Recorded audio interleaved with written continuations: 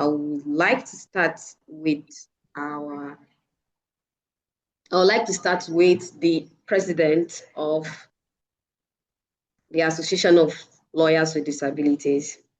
So in case I do not pronounce the name well, please forgive me.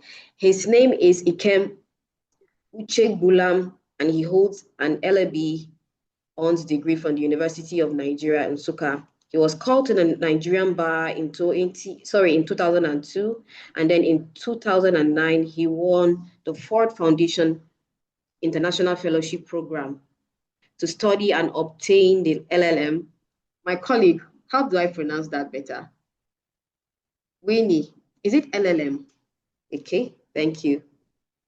Yes, that's master's, right? In International Disability Rights Law from the University of California, Davis, USA. He was a former secretary of the International Ford Foundation Program Alumni, Nigeria, and presently the national president of the Association of Lawyers with Disabilities in Nigeria. He is also the acting director, compliance and enforcement at the National Commission for Persons with Disabilities in Nigeria, where his responsibility includes enforcement of the provisions of the Discrimination Against Persons with Disabilities Prohibition Act. He is a pioneer head of the department. He has over the years garnered experience as a public prosecutor in the Department of Public Prosecution of the Federal Ministry of Justice, Nigeria, where he was strongly involved in court in appearances and processes. He has been working in setting up the modalities of the full enforcement of the Disability Act 2018 and the Accessibility Standard Regulations 2023, which is meant to create an accessible environment for persons with disabilities in Nigeria, using the instrumentality of compliance and enforcement of extant laws as a driving framework to ensure accessibility and inclusion in Nigeria. He is a member of the Financial Inclusion Special Intervention Working Group of the Central Bank of Nigeria. He chairs the Persons with Disabilities Project Subcommittee of the FISIWG of the CBN, and he has over the years worked and supported the development of policies and legal frameworks for inclusion and accessibility, including disability inclusion development policies, and he is a strong voice for disability inclusion. Welcome, sir. Thank you so much for joining us today. Thank you.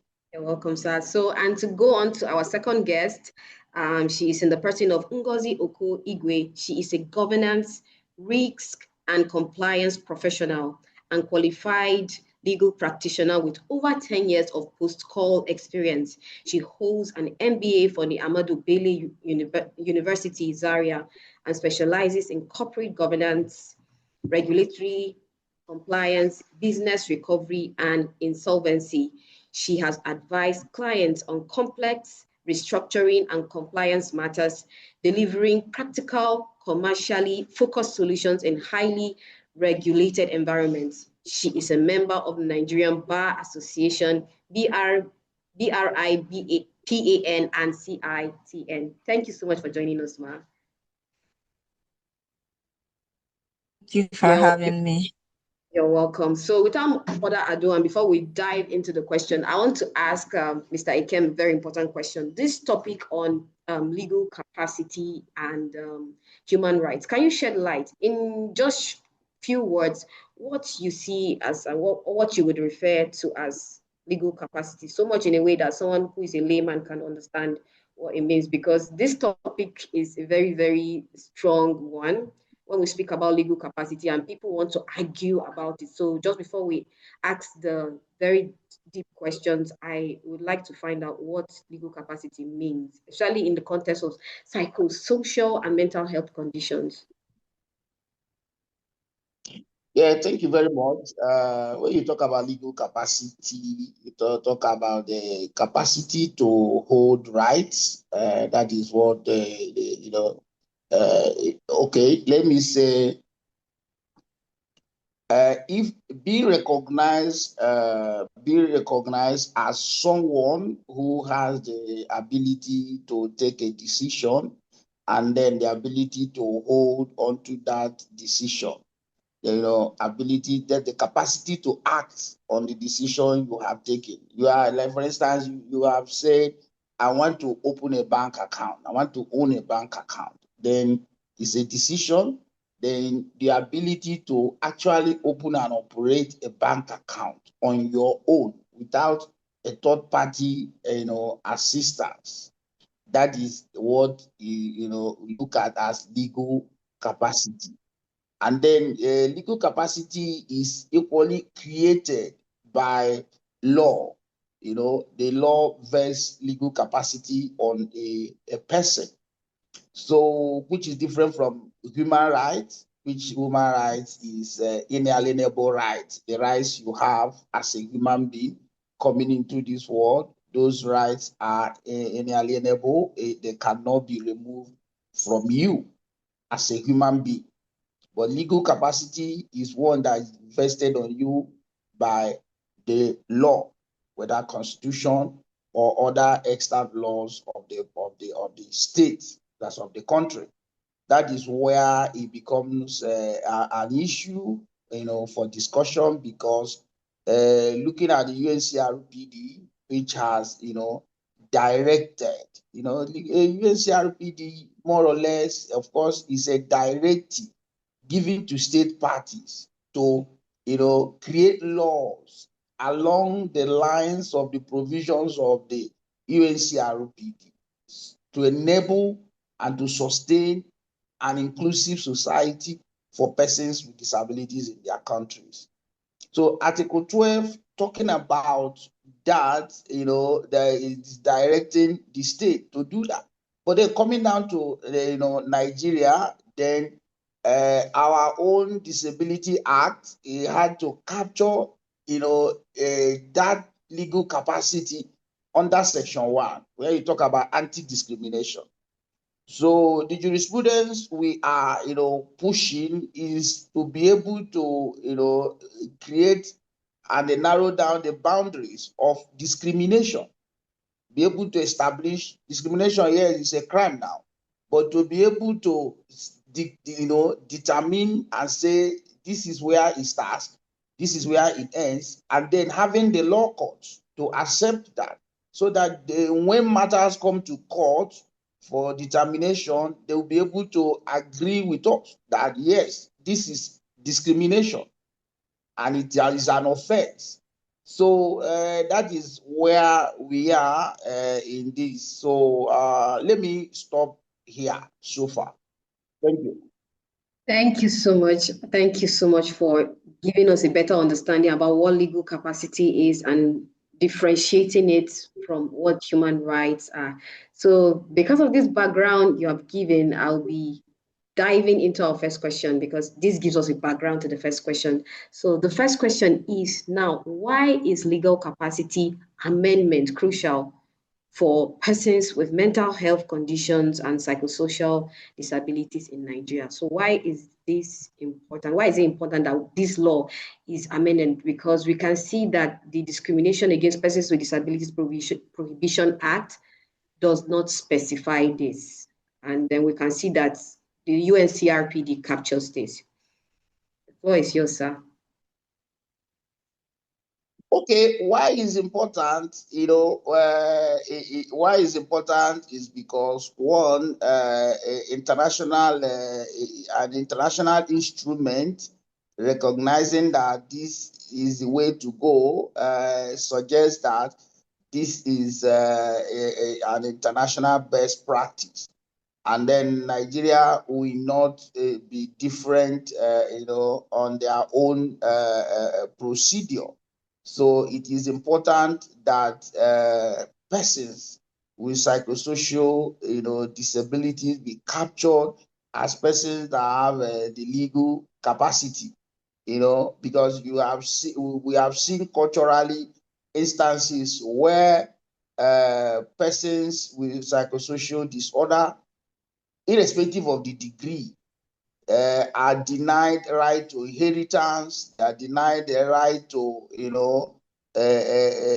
some of their, legal rights, because ordinarily they cannot they cannot pursue such a derelegation. They cannot pursue such shortchanging because the law has not given them that right. The law is silent on that aspect. So it is something that I believe that is very, very necessary to amend the law to capture that. Section 22 of the Disability Act talked about issuance of disability certificate to persons with mental health. It talks about giving them attention and priority. Apart from that, the question of their legal capacity, was not, expressly mentioned.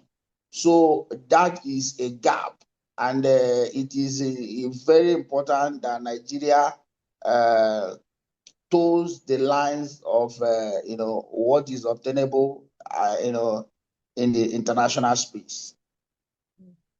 Thank you so much. Thank you so much. So one of the things I picked from a response to this question is that it is best practice, and the Discrimination Against Persons with Disabilities Act needs to align with the UNCRPD and all those international laws. And Nigeria is a party to the UNCRPD, so this totally makes sense. However, there was something you said that I need more clarity on. You mentioned something saying irrespective of the degree of the disability. Does this imply that there's a degree that that does not qualify for legal capacity for people with psychosocial or mental health conditions? Yes. Well, you see, even the UNCRPD talked about supported capacity instead of substituted capacity.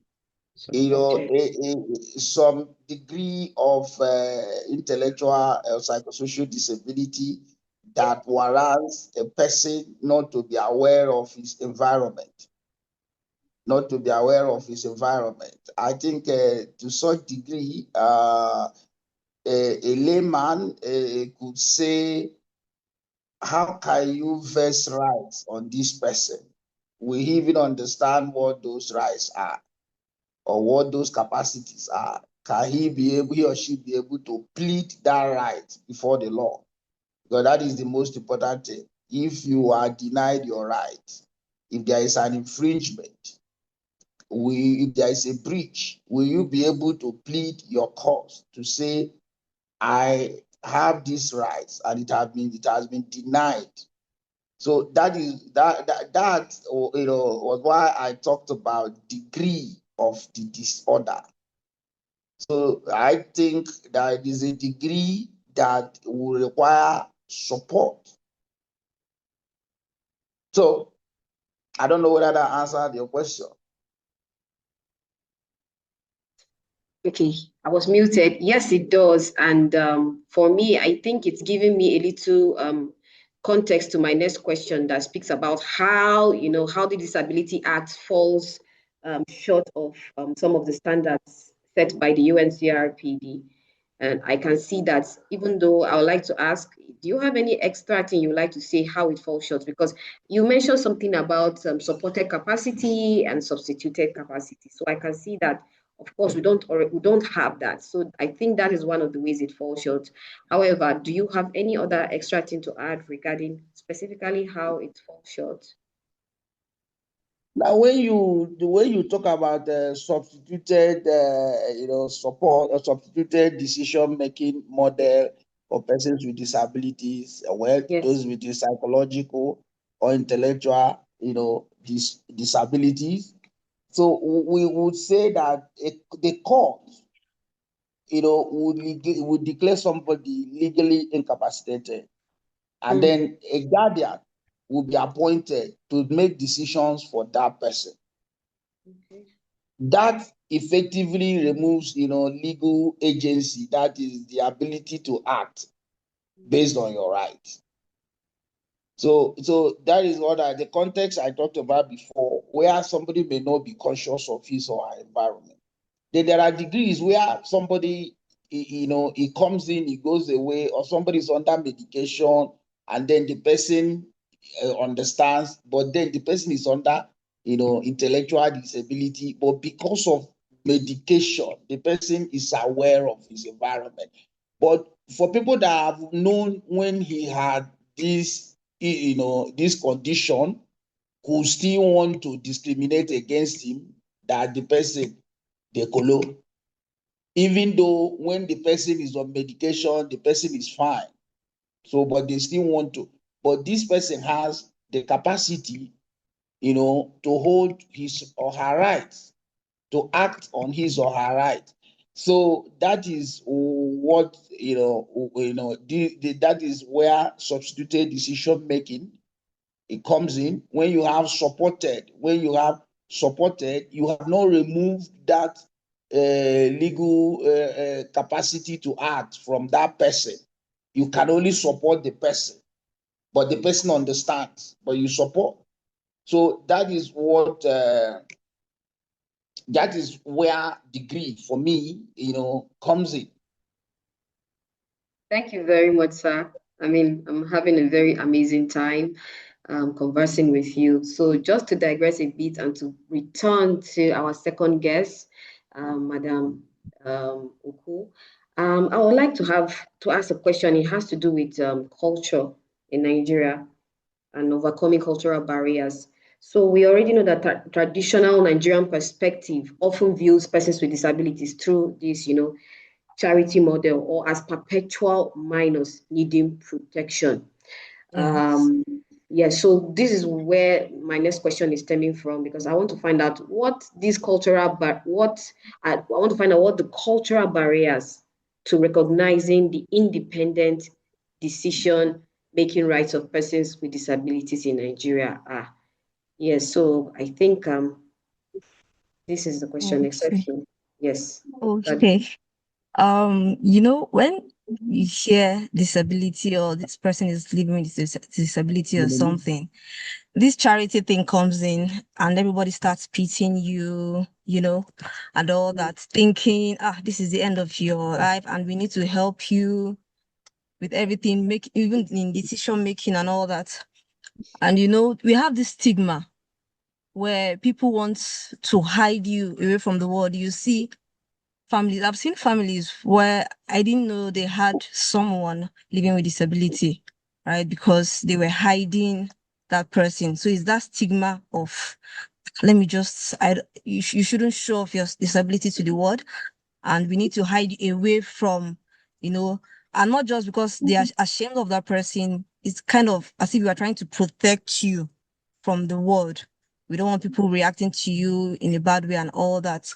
So that stigma and the what we call the paternalism, right? Where they want to shield you from the world, they want to protect you, make decisions that they think is right for you, and all that. And we have the lack of awareness. So I think in curbing this, we need to do like an education to the public and awareness. We now Sychem has spoken on the act and all that, but most people do not know there is an act. They do not know that disabled people have their rights and all that. They are not aware. And also I think it also starts from those living with the disability. I think it starts with, yes, us living with, I think our attitude towards it also matters a lot, right?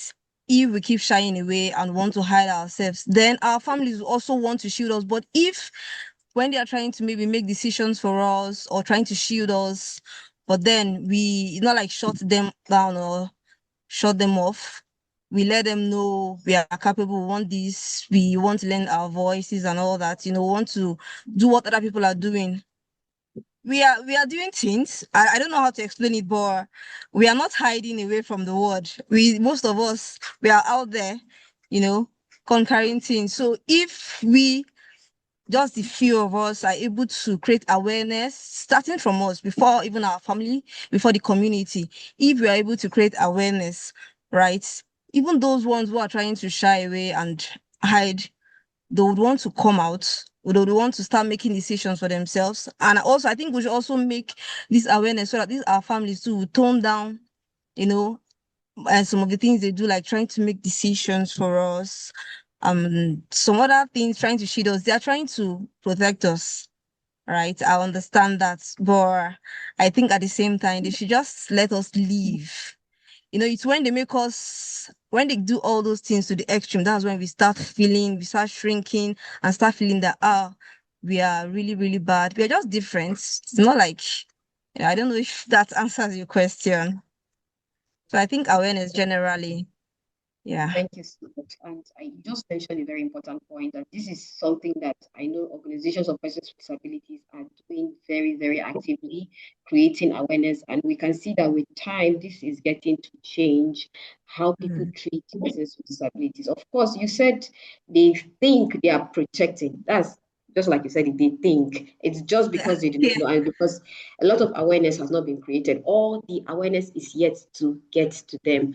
So before we move forward, I would like to draw your attention to something we do here at Jonapid. We have this thing, and it's something that's involving the right terminology to addressing persons with disabilities. So we do not refer to persons with disabilities as living, because for them it's yes. So the right way to say it is persons with disabilities, and this is still part of the advocacy because Okay. a Yeah. lot Yes. Yes. no, no. Yes, so we'll continue doing our advocacy, keep creating the awareness to get Yes. to everybody. So to move on to our second question for you, Madam Oko, I would like to find out how we can ensure, because this particular one has to do with girls and women with disabilities. We already know Yes. that Yes. women with disabilities face double the discrimination that even a man with disability will face, or a woman without disabilities will face. You understand? So, and Yes. women with disabilities are at higher risk of forced medical interventions. We have seen cases where they'll take a woman with a disability or a girl with disabilities and make her sterile, or how's the right way to put it, so she's not able to give birth, or carry out things to, because in their mind, just like you said, they think they are protecting. So this is Yes. where my next question comes from. How can we ensure that legal protections for women and girls with disabilities are prioritized? Because if it's not prioritized, we still keep having this issue. So if you can mention, and then just lend your voice on this, how we can mention that the rights of women with disabilities are prioritized, especially in relation to the Disability Act. Because now the Okay. Disability Act does not really have provisions that protect women and girls with disabilities. Of course, it highlights, but it's not really in Yes. as it should be. Okay. So, being a woman, we say being a woman already is as if you have a disadvantages, then being a woman with disabilities, so you can understand that. But then I think if you want to carry us along, or if you want to put us into consideration, then I think we need to sit on the board, you know, when they're making those policies. I think that is like the first thing, right? Because if we are there and it's a lived experience, something we face every day, so we know the things to put forward. It's not just making these policies in our absence and just hoping that it will actually protect us. And also, I think they should also make, let's say, gender-based policies, right? States categorically. And also, women, like we do face some kind of let's even forget the discrimination now, you know, insecurity. You going out alone, you're scared about those insecurities out there. And then someone like me, like I'll just be sincere, right? So these days I'm usually scared taking, say, even if it's this e-hailing, this scared riding with people I don't know, because I just keep asking myself, if anything, how am I going to protect myself and all that? So I think they should also make gender-based policies, thinking of us in mind. And doing that, we need to be on the board when those policies are being made, right? And also, I will still go back to awareness again, awareness campaign. So these women would know their rights. It's not just putting those rights in the act and all that, or making legislations or policies. They need to be aware, and also our security agencies, they need to also give them proper awareness and also make them open to also when we go there to report something, they take it serious and they just shove it aside. So I think the awareness should be all around, both the security agencies, but then start with the women first. Let's even know, these are our rights. Oh, I have this right. And also let it be known that we can still, I know I read, yes, in the act actually provides where we can still file civil suits and all that, which is good. So I think we should also know those rights, that if I am being discriminated or something happens, even in the hospital, we shouldn't just keep quiet. We should speak out. From there, because if we keep keeping quiet and we don't make these references for people to know that this is actually happening, then how are we going to stop them? Right? I am not one to keep quiet. I don't want to say, this is hurting me, or I don't like this, or why would you treat me differently? I'm open. So everybody cannot be like me. So we need that awareness, let them know, and also be that confident, to also be that confidence. And if those laws, and if we are put on the board to make these policies, I think it will really, really help us along it, because we know what we are facing. So we're able to guide them properly on the right things to do. Thank you. Thank you so much. You have truly shed light on this. And of course, the summary of everything you are saying is involve persons with disabilities. When they sit on the Yes. board, you are able to share their perspective of how these things affect them and what can be done to improve this situation. So thank you so much. And I love the fact that you highlighted awareness creation. Awareness will never end. It will never Yeah. end. And then highlighting about security is very, very important, because most times when people go to report, these security people, you can clearly see that they do not have the knowledge, the know-how on how to treat persons with disability. So thank you so much. I'm coming back to our president of Aldin. I have a very important question for you, sir. Sir, the Okay. question I'm going to ask has to do with institutional enforcement. So we know that legislation is only as good as enforcement. It means if we make laws, just like people keep saying that Nigeria has one of the best laws in the world, and that we're very good with making policies, this and that. But then, just like it is always said, implementation is the problem. And why this question is very important to me is because it borders on the commitment made by Nigeria at the Global Disability Summit. Global Disability Summit is a convention that happens every now and then. I think last year was like the third edition that took place in Berlin. And at that summit, people, governments, private sector, different organizations, they come together, make commitment to say, this is what we are going to do for persons with disabilities in our countries. And then for Nigeria, it has led to some amazing that brought about some amazing proceeds, like the discrimination against persons with disabilities was an offshoot of the GDS that took place in 2018. So we can see that it's very, very important event.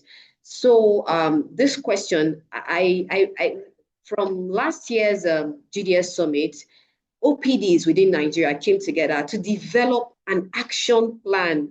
And some of the items they mentioned is this topic we're focusing on today, which has to do with legal capacity and human rights. So you're saying, okay, this and this by so year, this should be done, by so year, this should be done. And then we're talking about legal capacity and human rights. Now, how do we just ensure that it is not a shelf document, that it is implemented? And then the direct question here will be now because we know that The National Commission for Persons with Disabilities is saddled with the responsibility of enforcing rights. And like we know, the president of, let me be sure he's still on the call. Okay, yes.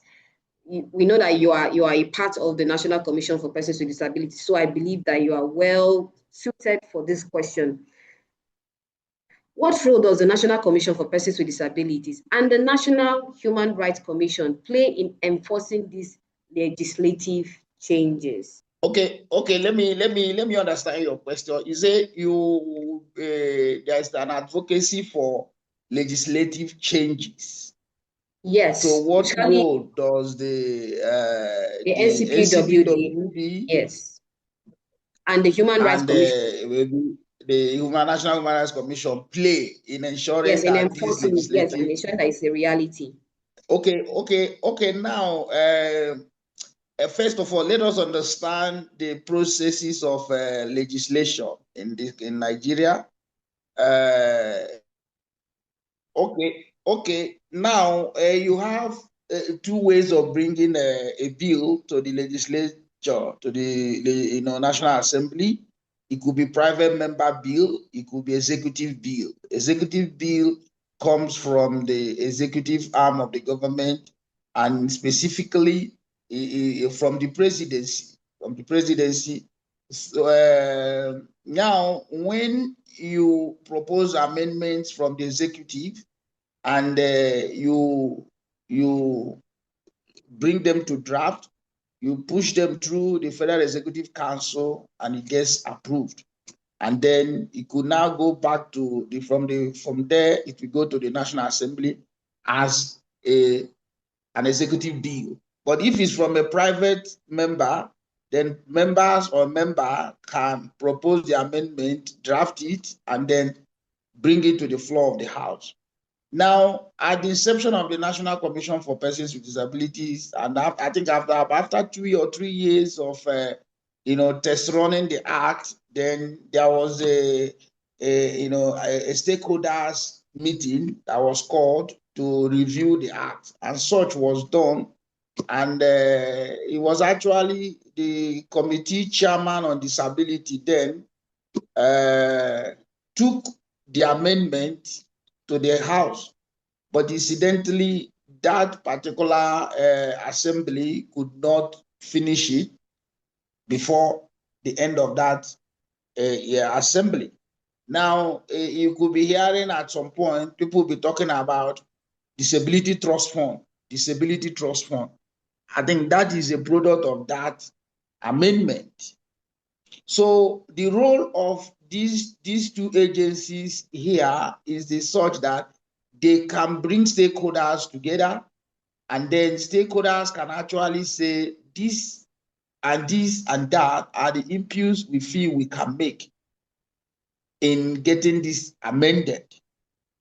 Now, in the course of running the act, if there are gaps identified by these organizations, these agencies, they can as well bring them into that particular draft. But everything has to go through the Attorney General of Federation, that's Federal Minister of Justice. So the entire process from the government is such that you must have the buy-in of the entire system for that particular bill to go back to the House. Now, you remember that this particular act is a product of, agitation by persons with disabilities.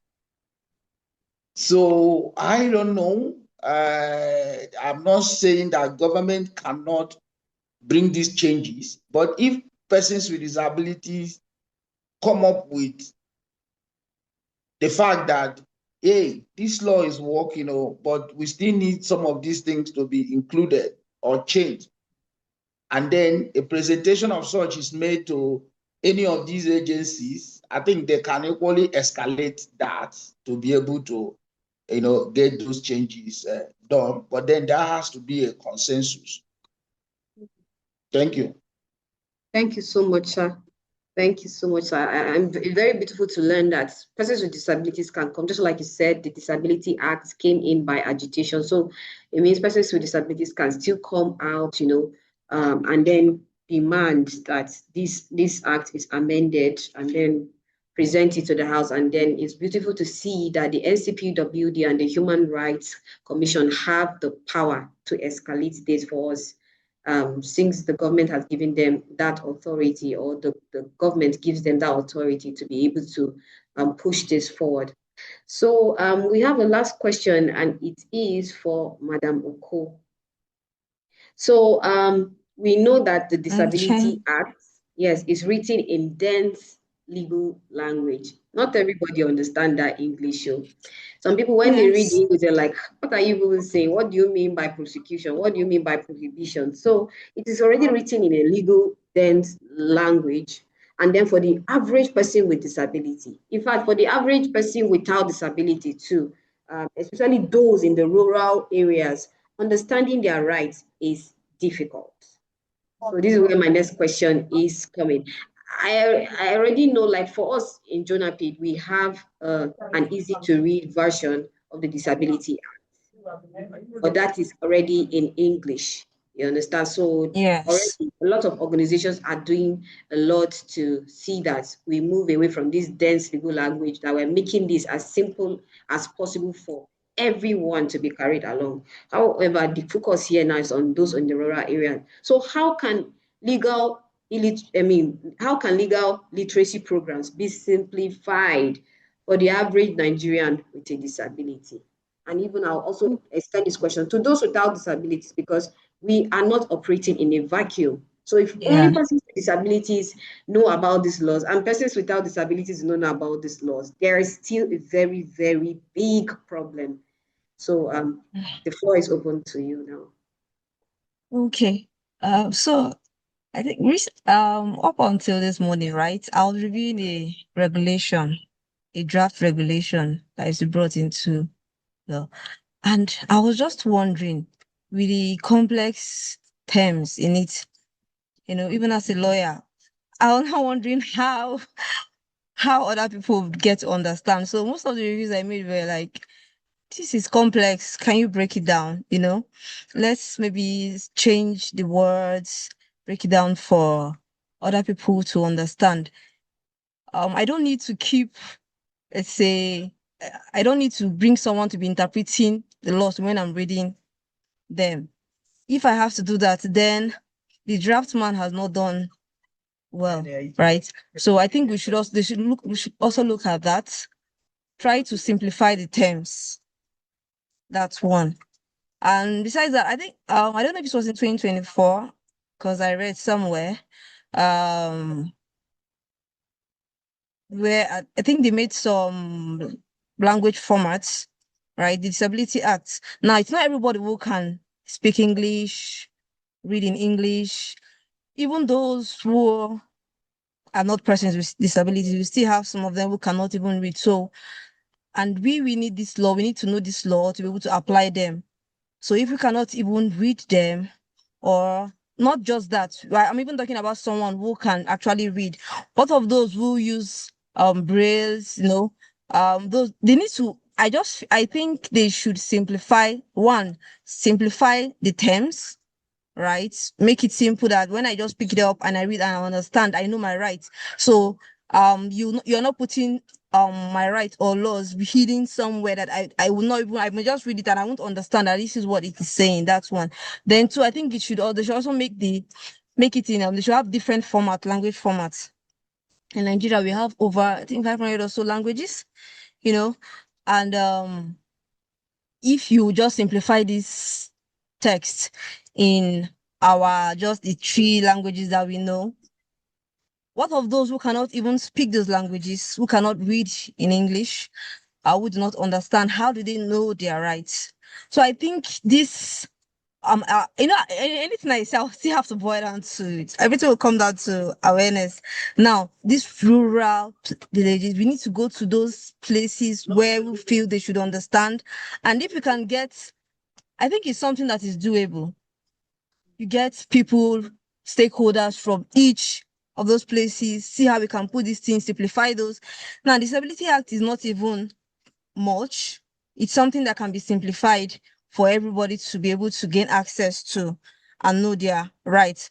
And with doing that, you're also creating awareness to, like I said earlier, even the security agencies. And now, if I know my rights and everybody knows that there's this act and all that, we'll be able to do the right thing and create a safe place for everyone to live. And let's not just talk about or restrict ourselves to even just the disability. A lot of the other ones, that applies to us, say as a Nigerian, have other laws that apply to me. And so if you just simplify just disability, a lot of the other ones that I'm supposed to be applying daily, and I did not understand them, So I think they should make this in simplified. They should think, they should always think inclusion, think about other people, not just making these laws for. I don't want to digress, right? I wanted to digress a little, but I'm not thinking about the act in full now, but I wanted to digress and say, even though the act has said that it even gave I think number of 5 years or so for public places, to make their facilities accessible and all that. But up till now, you still see that they do not have that in mind when they are building those facilities, or when they are doing those. I don't know. Even though the act also provides for, it's say maybe the person who did the design and all that has some penalties and all that. I don't think that is even being implemented. So I don't know. I just had to digress. So I'm trying to say with that, we should also know that they should also simplify these things for us to know, right? Because me now, because I'm able to read it and I understand my rights, what of the other people who cannot? So they should simplify this first, these legal terms, please. If they are too complex, let's break it down, and also in the different languages, even in brailles, different ways that people can understand these laws. I don't know if that answers the question. Just let me know if I need to expatiate a little. Thank you. Does, and it does. Thank you so much. It does, and it's all encapsulating, because you mentioned different formats, accessibility for persons with disabilities, different languages, and that captures almost everything that I needed to hear from this. And thank you so much. And all of these, the implication of this legal capacity and human rights on the upcoming general elections. Like we know, the general elections is fast approaching, and the implication of this is for persons with psychosocial disabilities or mental health conditions. The implication of them not being able to exercise their legal rights, it means they will be cut off from voting, right? That's Because of what legal it means. capacity. Yes. Yeah. That's Because just of the what legal it capacity. means. So it means the earlier we get this done, the better for everyone, because persons with psychosocial disabilities, they are quite in their hundreds of thousands. They are not a few. And Yes. yeah, we are quite a number. We know that persons with disabilities are 35 million plus. That's a large number. I don't think there was any time that we did any election in Nigeria that we even had 10 million votes total. I don't know. And so it means that we have a pool of data within the disability community that must be maximized. The conversation we had last week on this podcast with the president of the blind and the president of the deaf. And the president of the deaf mentioned something. He said that during the just concluded APC convention, that there was a sign language interpreter. And he mentioned that sometimes when they're having those big meetings, we have sign language interpreters, but afterwards, it's no longer a priority. So you can see it's clear what this actually means. And we want to move beyond that, not just ceremonially. It has to be embedded in our systems. And we need these laws to truly be implemented. And our commitment, we need to ensure that we are the government, we are the ones that will hold this government to account, right? we hold them accountable, because if we do not hold them accountable, then they will continue just going about like everything is fine. Meanwhile, over 35 million persons with disabilities are left out of the equation. Thank you so much for your contributions on this segment of our podcast series, and for lending your voice on the topic legal capacity and human rights. It was truly, truly nice to have you on this call. This session continues next. Thank you. Yes, it will continue, and then hopefully we'll get to meet again. So sorry about the network glitch. I Okay, don't know if you sir. can hear me. Yes, now we can hear you, sir. All right. Yes, so So one of the questions I really wanted you to touch on has to do with the implications, of our discussion today for the forthcoming 2027 general elections. We already know that it is fast approaching. So if you can shed some light on this, and this will be the closer for us. So the question of the question of political inclusion of persons with disabilities, which the Disability Act has equally pushed for. We realized that it had a setback in the Electoral Act of 2026, the amended Electoral Act, which whether omitted or excluded some of the very provisions that ensured inclusion of persons with disabilities in the Electoral Act. But INEC has equally assured persons with disabilities that based on the law that was repealed, they have set up some grounds. They have done some groundwork that suggests that persons with disabilities will be included in the electoral process. I think beyond election, after elections, when the results are announced and the governance is set in motion, I think what happens after that, after the election, is very, very critical and important to persons with disabilities. That is when appointments are being made. And then if you don't appoint persons with disabilities, if you don't ensure equitable appointments, then the entire process, begins to, smack of discrimination. So even if Section 29 talked about employment, 5% quota, even if you adopt that for federal appointments, then I think it will be good for persons with disabilities. Yeah, persons with disabilities participate in the electoral process. They do, and then the outcome, and then what happens afterwards, it should be of concern to all of us, so that we can begin to agitate, whether from the government to push for implementation of policies and laws, and then from the outside, advocacy to ensure that political parties adopt these these positions of law and policies that will ensure inclusion. So I think that is what I think should be done, because INEC has insisted in different programs and fora that they are working towards inclusion of persons with disabilities in the electoral process.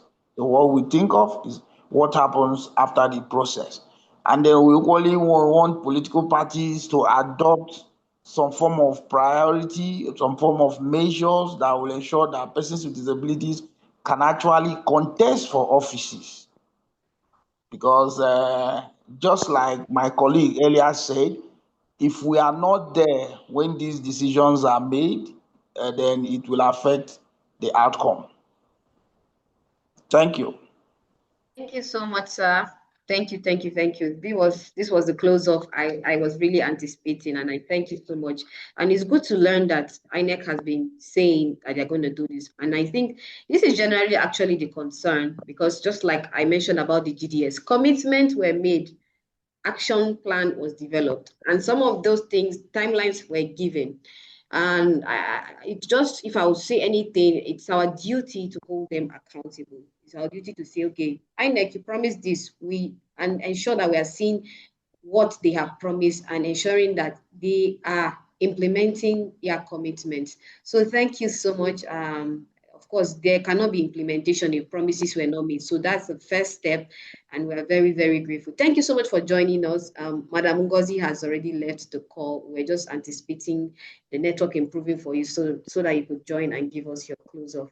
Thank you so much, and we look forward to having you some other time on this podcast series. Thank you so much.